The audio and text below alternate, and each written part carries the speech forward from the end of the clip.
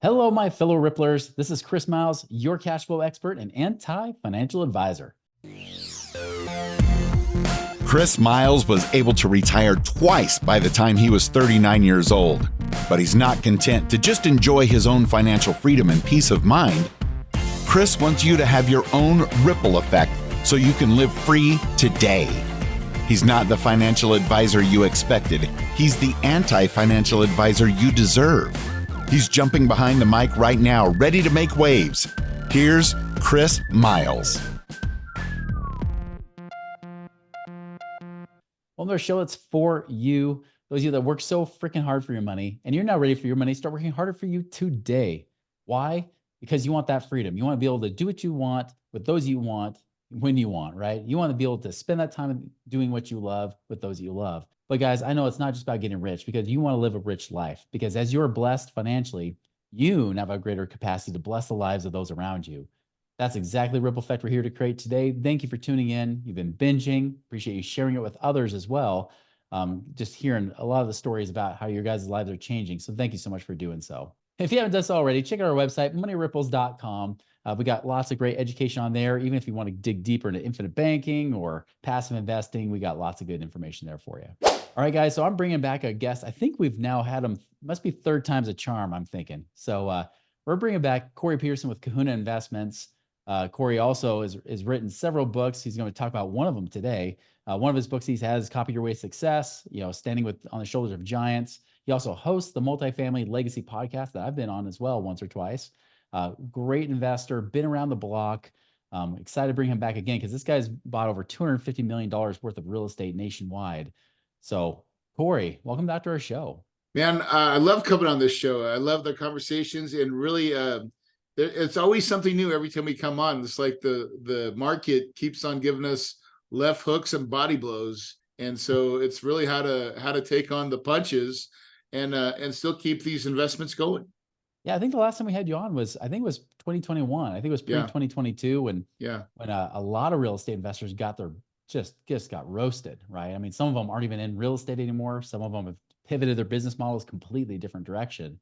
You've been around the block. This is not your first rodeo, right? This is not your first recession, or whatever they want to call it, soft landing that they try to call it, right? But tell me more about what your experiences you've been having over the last few years. Well, this has been the most interesting market for sure, because it really is about operational excellence, right? And that's been a key term that we've been really working on, is how do you get lean and mean when insurance goes up 200, 300% on a property that you did not budget for in your pro forma 4 years ago, 5 years ago. But that's the current state of the economy. You have got to become a masterful wizard on the art of getting lean and skinny, right? Doing only the things that you have to do in order to make profit. And by the way, it's been very hard, but we've learned so many lessons along the way, Chris. And one of the things we did this year that I think is absolutely remarkable is we decided to vertically integrate. We finally got to a point where we looked at our portfolio and said, we think we have enough fees and incomes to actually do this and to start up a property management company. Now, who in their right mind would do this? Okay, because that's called tenants and toilets and 24/7 response. And why would you do it? And to simply put it, it's about control, Chris. More than ever, I think in today's economy, it's about controlling your costs and expectations. And when it really goes down to it, Chris, it's about people. We're in the people business, and not so much our customers or our investors. And even though that's a big piece of it, but I'm telling you, it's your staff. It's the people that work for you. So when we took over, and also I got to say this too, property management, third-party property management companies, they're not really aligned with the owner operator or investors' goals. Why is that? Even though they kind of are, but they get paid on top line growth, not NOI, not net operating income, top line growth. Yep. Which is what they focus on, right? Grow the rents, and they're good at it, right? But there's another piece to the equation, and that's the expense side. And so oftentimes than not, I see that side thrown to the wind. Oh, well, that's just what it is. And you can't, not in this economy, you cannot afford, well, we're over a little bit, or we're over $100,000, or like, you have to micromanage your expenses nowadays. And that's how you drive your growth and hold on to somewhat of your pro forma that you built, 3 or 4 years ago, because costs have skyrocketed, and the insurance costs that have went 100% or 200% up will kill your pro forma. That's right. But I want to talk about really quick though, is that people aspect, Chris. So culture. So I'm a big believer of this book called Traction by Gino Wickman, and running your business and having the right people in the right seats, all rowing in the same direction with one battle cry. That is hard to achieve, but you have culture in your company, whether you know it or not. The choice is, are you going to control it and dictate it?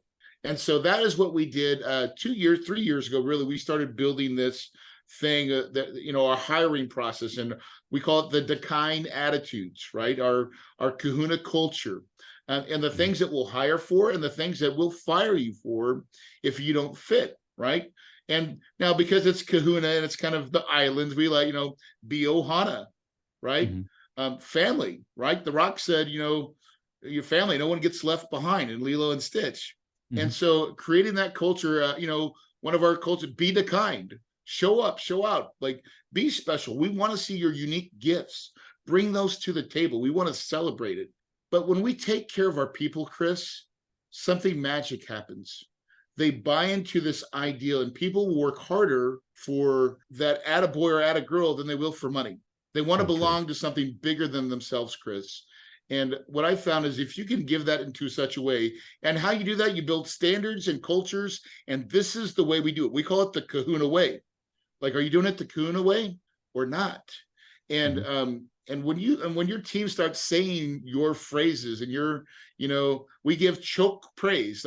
We use a lot of pigeon words, Hawaiian pigeon. So choke, it's not, I'm going to choke you out. It's a lot of, or a bunch of, and we like to give choke praise to our teammates, right? And then one of my favorites is, we're always trying to make it mo better, right? We've realized that we're a work in progress, and taking over a management company, it is so many moving parts, Chris. But at the end of the day, I can look back at our team and say, look at how far we come. And for just one example, we own a lot of student housing property. So in the college scenario, they all move in at one time, and they move out, and in 3 weeks, a whole new group of kids come in and they move in. That's called turn.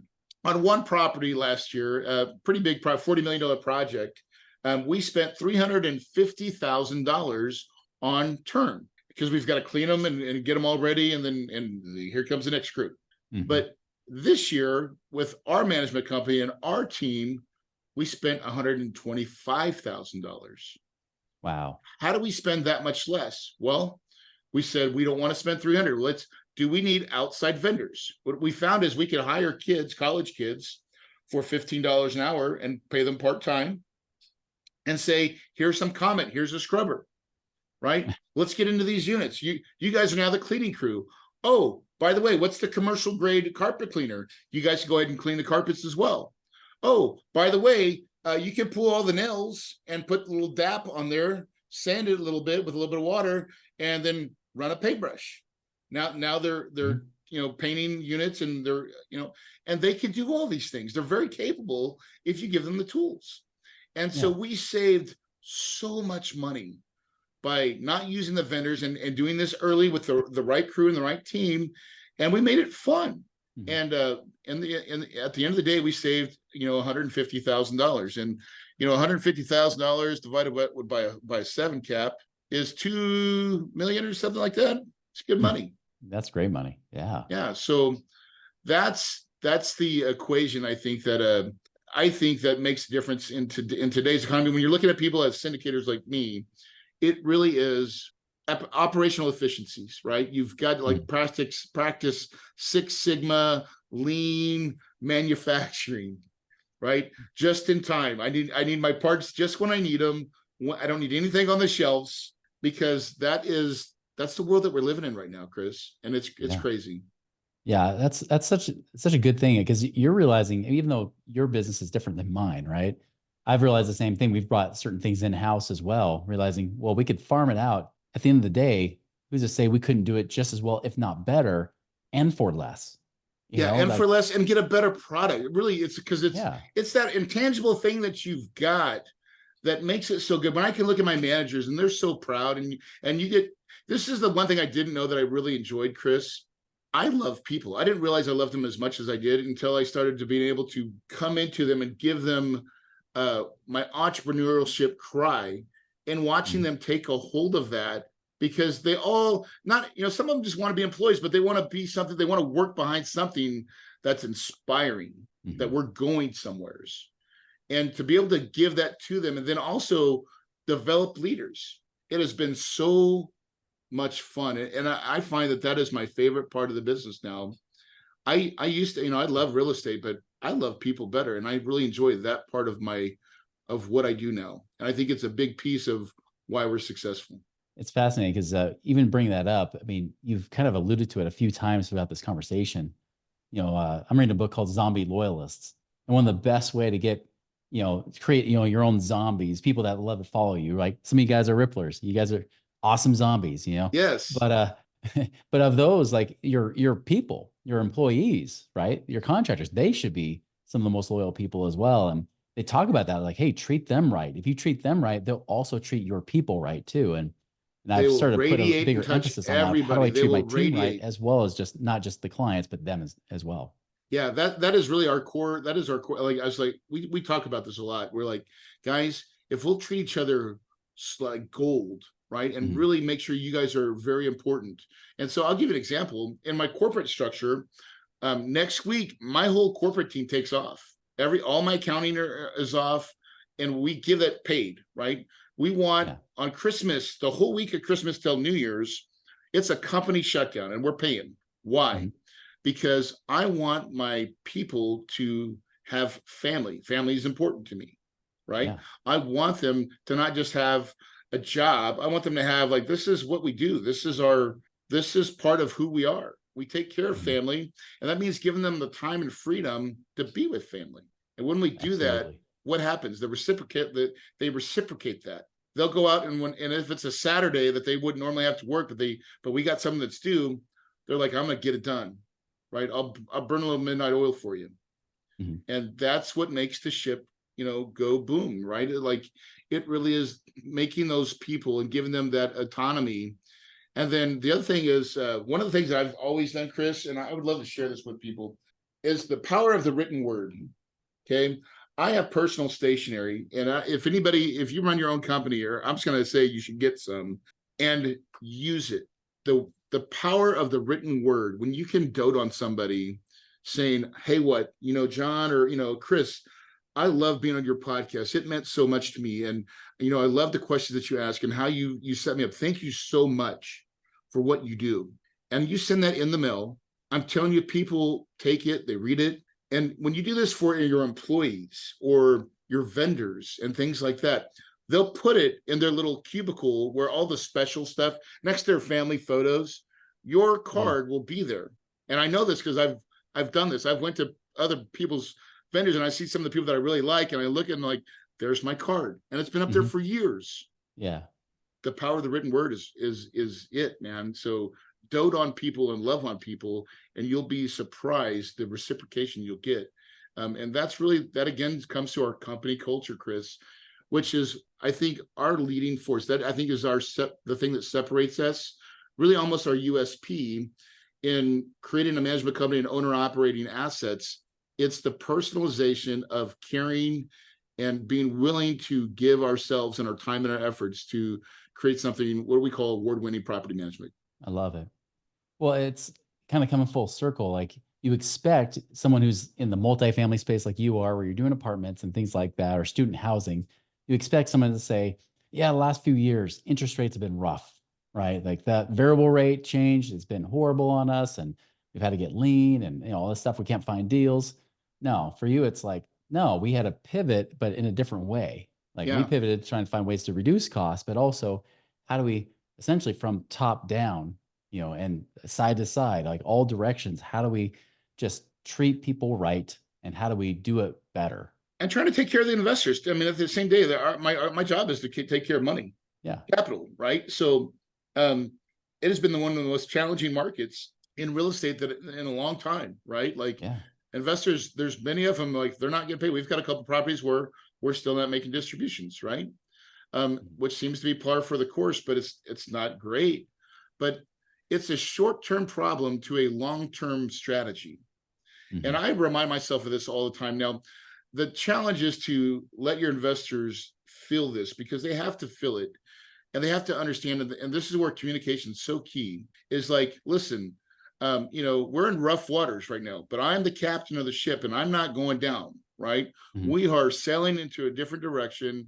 We've got the power full on, right? And we're making course corrections, but we're still going to get to the port, right? Yeah. It may take us a little longer. It may we may have lost some cargo along the way, right? But we'll get there, right? And every investment, I mean, I've had some investments where we've absolutely killed it and crushed it. I think when you do this long enough, you'll win some really good. You'll have a lot of good, doubles and triples, and then you have some base hits, right? And occasionally you'll have a dog, right? Now, there's more dogs out there than not, but that's because there was a lot of inexperienced operators coming into the marketplace. And those are the ones that are foreclosing and losing their properties. We're not losing any properties. But we have some dogs, as it gotten lean, of course, right? But that leads me to the next piece is, when do you buy, right? When is the great time to buy? I say it's always, honestly. Yeah, but like right now, I feel like, this is when it feels weird, which it is now. This is when you go in. And so we're now buying. We didn't buy anything for the last year and a half. I'm closing on a property at the end of the year. It was a bank REO property. I got an REO bank-owned asset, Chris. When's the last time we bought those? What, 2010 maybe? Yeah, exactly. So I got a multifamily project that I bought for we're buying for $6 million, and I got it as an REO auction, an auction.com. Wow. And I stole it, and I got an 8.6 rate, and I'm still cash flowing because the bank has to sell it. And so what is my play there? I'm like, we're going to make some cash flow, but 5 years from now, when I refi that project and I'm not at 8.6, maybe I'm hoping I'm at 5, but of even 5.5, I'm a ATM machine. I'm going to be printing money. And I've got a 10-year project timeline for me on that project, 5 for my investors. So it's a win-win, right? It's really just understanding where you are in the market cycle, and then really just making sure that you're making good financial choices along the way. And occasionally, you're going to have some headaches and some bumps, but at the end of the day, that is real estate. That is why it's real estate. It's not risk-free. But I still also look at to the opposite side that you and I both know and come from, is the crazy roller coaster of the stock market.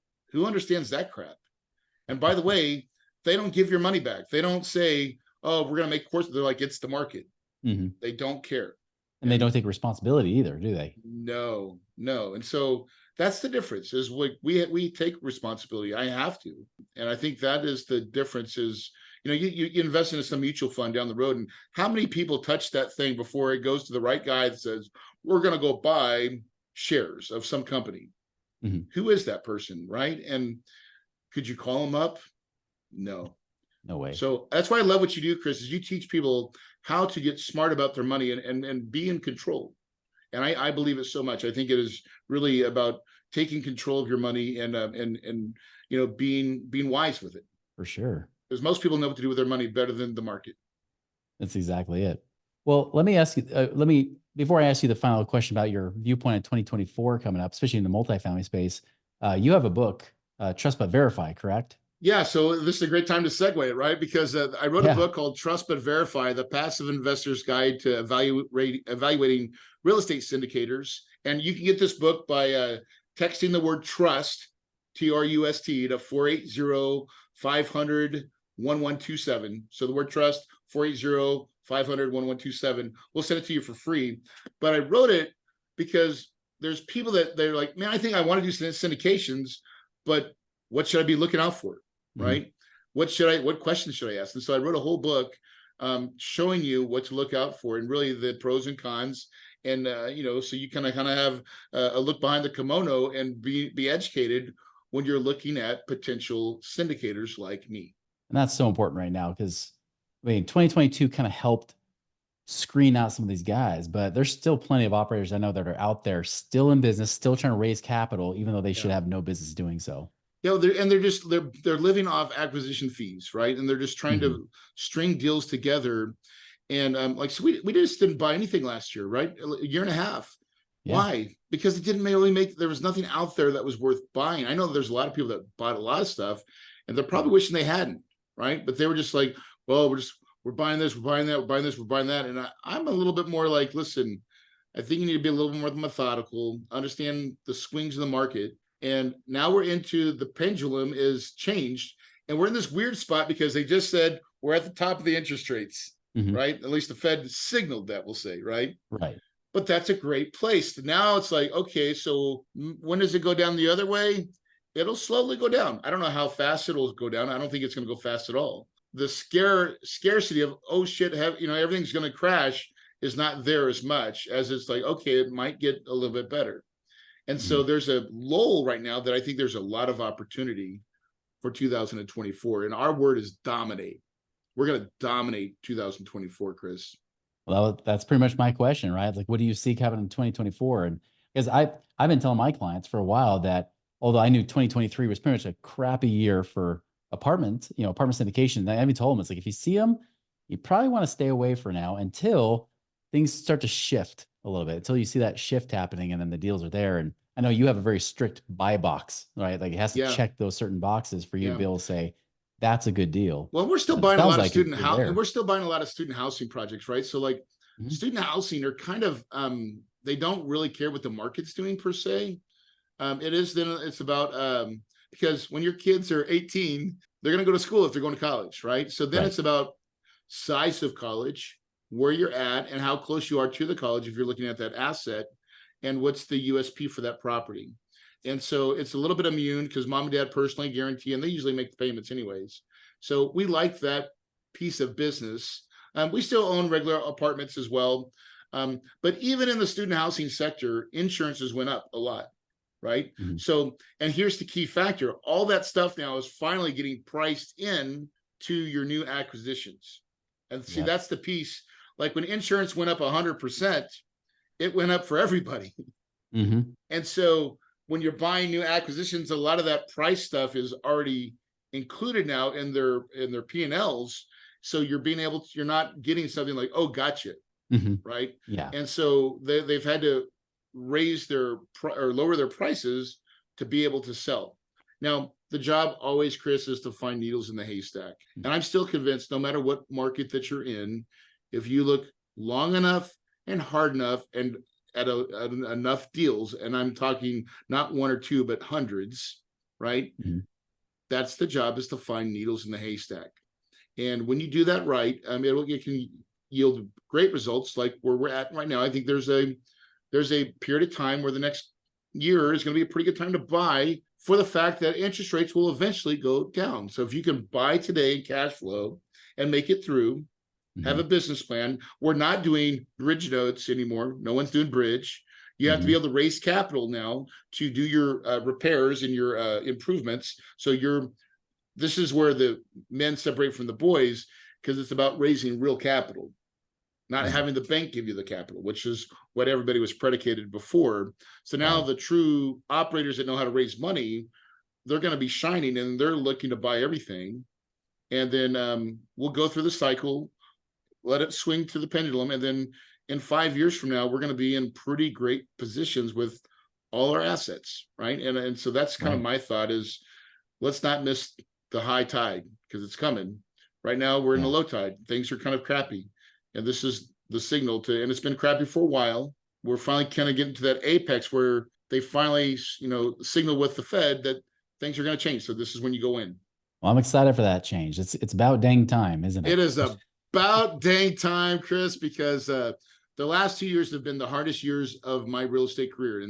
Since 2005, I'm doing this business for, a good minute. It has been, I think I went a little grayer, over it. But what did I learn? I learned that you can almost get out of anything if you communicate well, right? And if you Right. have a plan, and sometimes you have to have a plan and a backup plan and then a plan behind that, because there's just things that you don't see coming. But most people will give you that benefit. And then at the end of the day, understanding that it's a long-term investment, not a short-term investment, right? Right.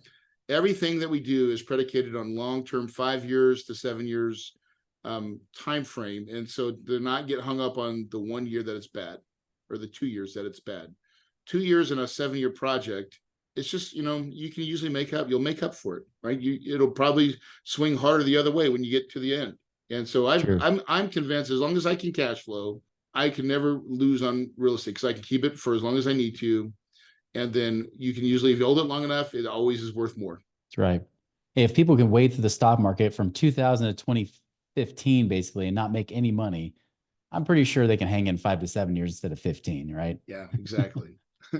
So, well, Corey, this has been great. What's the best way for them to follow you, reach out to you? Obviously, you got the book, of course. Yeah, I'll put in the you show can go to the notes. book, but also, go to our podcast, Multifamily Legacy Podcast. I teach and talk about, operations and what we do. And Kahuna Investments is our company. So KahunaInvestments.com. We're always out there. But, at the end of the day, it really is about making a difference. And Chris, you do such a good job with this. I love what you teach and the way you take investors and give them the goods and the knowledge to get it done.